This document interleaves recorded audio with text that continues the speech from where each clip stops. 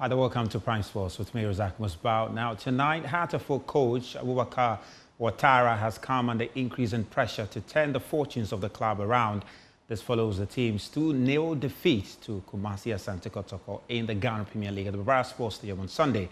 Now, the defeat has left the Phobian boys 2 points above the relegation zone. Now, following the game, fans of the club expressed their disappointment with the team's performance and called for urgent action to resolve the situation. We can play the ball for free. We deserve to go on relegation. House of Folk deserve to play Division 1. I'm telling you for a fact. By board no, one year players and I buy House of Folk no. Almost deserve to buy House of Folk. Tell me some Kululu be home. I'm out for trust come out for a book player for Friday. But I saw moment to me. Master, and a match we I buy House of Folk. I like coming to Soa. Obi quiet and no buy. Also, corner be Mirabi. Not team no young toy and spotters and has to see with temperature. A cosro only the moon has a vocanty. Pamcho, Togi, why are they being I am here? Time or Casa with this overboard. No, near you need 3 matches at Twasso. Yes, that or Casa, where Odim new bar board in Swan and started to lose up to now. Some penny for no, almost come home a team lose. Almost the players in the buy. Since they are coaching the car, say, on no any recruitment, almost started some yes, sir. We have BBC by a mapam coaching. Sab coffin on more board me, son. Your Pamona, I can be Musuma Pamano. So still I had. That's the fans there questioning the decision by the management of the club and also calling on the shareholder to make necessary changes to ensure that the club comes back to its glory days. Now, Hartlepool, next game will be at home at the Accra Sports Stadium against Nations FC. Then they will play rivals, Great Olympics, and finally, Bechem United. They are 2 points above the relegation zone and will need to win all games to stand a chance of staying in the Ghana Premier League. Their coach, Abubakar Ouattara, has acknowledged the challenge the club is going through and has called for collective responsibility and also urged the players to bury the chances created to ensure they win the remaining points in the remaining games to stay above relegation. That's the reality of the football. When you can't score, you can't play well, don't play at taking the chance. Kotoko have a good side today. I congratulate them. We were playing badly. Once we didn't play well, Kotoko take his chance, we lost. I don't want to say anything about anybody. I have a time to talk with the boys and everybody and myself. Let's do some athletics now because the local organizing committee has been speaking on the country's readiness for the African Athletics Championship that is due to take place in Accra, the University of Ghana Stadium, come next month. And speaking to my colleague Nathan Alato, Kwame Banyaku, who is a member of the local organizing committee, says the team is on course to deliver an outstanding athletics championship in Accra. The competition that we are going to have is only a 2-day event. Yeah. I mean, the athletes will arrive on the 3rd of June. 4th and 5th is athletics, and then they depart on the 6th. That's what that's the thing about athletics. The advantage with athletics is that you don't need too many venues and you don't need too much time to have an international competition because you can cram all of them into 2 to 3 days and every event will be covered. Yes. And so that is why, yes, when they asked us to run the LOC, we felt the time frame was short. But of course, once the facilities are available, the rest is operational expenses. You need a bit more cash. You need corporate Ghana to buy into it. And that is the reason why we're going around speaking to corporate Ghana. Once they give us the support, there's nothing that you cannot do when it comes to athletics.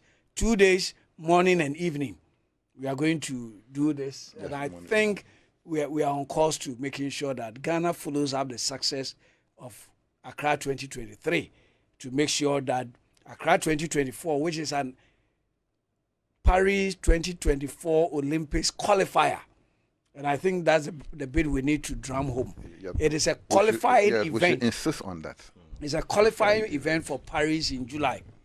So it means that anybody who is hoping to meet the qualification standard, i.e. you have not yet run the time that is required, or you have not made a distance or the height that is required for the Olympic, Accra 2024 provides that opportunity. After that, you only have, if you're an African, probably one event, which is African Athletics Championships in Cameroon 2 weeks later. And so that's why even the CAA has asked Cote d'Ivoire, yes, Mr. President, they had Senegal, a Grand Prix around the same time that this event was going to take place. They've asked them to shift it forward so that every person in West Africa's attention will be in Accra 2024 within the period of the 3rd to the 6th of June. And we as the LOC, that defines our task. 15 African countries, I think, besides Cape Verde and Guinea, who are yet to confirm their participation. Everyone else has confirmed. And Gambia is bringing Gina Bass, who currently is African reigning champion. So Nigeria, I'm sure, will bring the 4x100 meters relay team to prepare them. For those who have already qualified, this also provides you an opportunity to run against some of the best, to sharpen you. Our 4x100 meters relay, and that is a question you need to ask the president, whether he's bringing them to Ghana, because it's an opportunity for them to prepare against Nigeria and Liberia, who have all qualified for the 4x100 meters relay at the Paris game. It's competition that sharpens an athlete. You can train as much as possible on your own. If you are not engaged in competition, we don't see how good you are. Well, speaking on the youth resource centers, the Ghana Athletics president, Bao Hussaini, intimated the need for government to ensure that the facilities are ready and also made available for athletes across the country.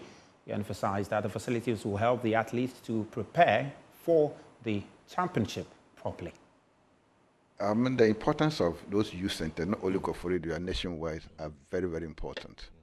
Extremely important that if we are able to have those 10 centers in Ghana, I can tell you that athletics in Ghana will see an upwards development seriously. Just look at the whole eastern part of Ghana. They have no synthetic structure of training. If the Koforidua one is being open to general public, and as now it is closed down, but I'll play with the